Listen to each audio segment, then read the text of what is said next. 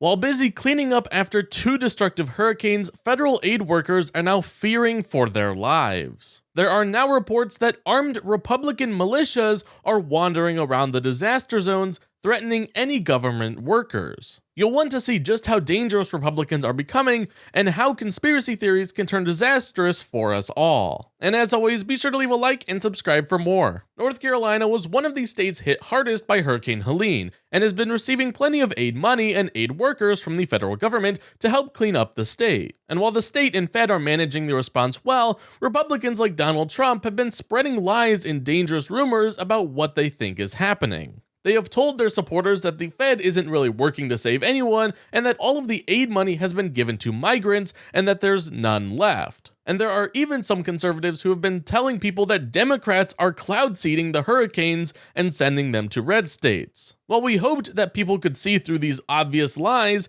it turns out it's not going to be that easy. This weekend, operations had to be suspended due to threats of armed Republican militia groups wanting to attack FEMA workers. Just take a look at this. This morning, growing safety fears for government workers in western North Carolina, supporting ongoing recovery efforts from Hurricane Helene.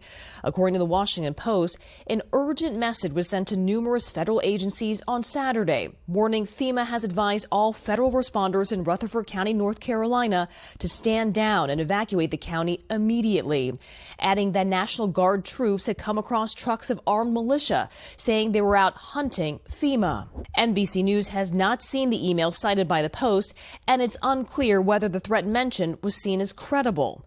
North Carolina Republican Congressman Chuck Edwards addressing the reported threats on MSNBC. We had two counties with folks reported with different militia groups attacking and threatening FEMA. In a statement to NBC News, FEMA writing in part, "For the safety of our dedicated staff and disaster survivors we are helping, FEMA has made some operational adjustments."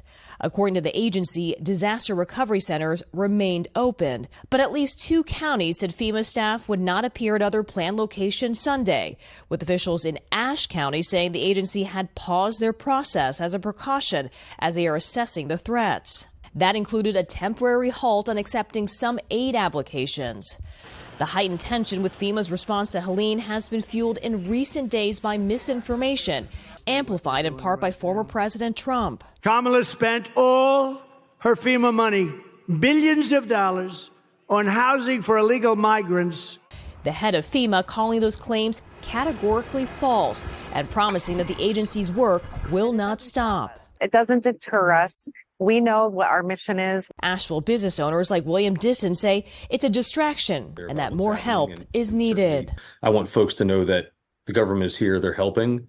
I know we'd all like it to be a little faster, but also realizing that the devastation is just so vast and so immense that, it's going to take time. According to an article by The Guardian released Monday morning, the militia group Patriot Front has been operating in the Carolinas running their own relief efforts, but it is currently unclear if they were involved in any of the threats made this weekend. Thankfully, operations should be resuming in all counties today on Monday. But the fact that we now have conservative armed groups running around the country trying to oppose and supplant the federal government is a telling sign for the years to come. It shows us that once again, the Republicans and conservatives do not have respect for the federal government or the democratic process. It is now crucial for Americans to support candidates who do not encourage this dangerous behavior. And if you agree, be sure to leave a like and comment below.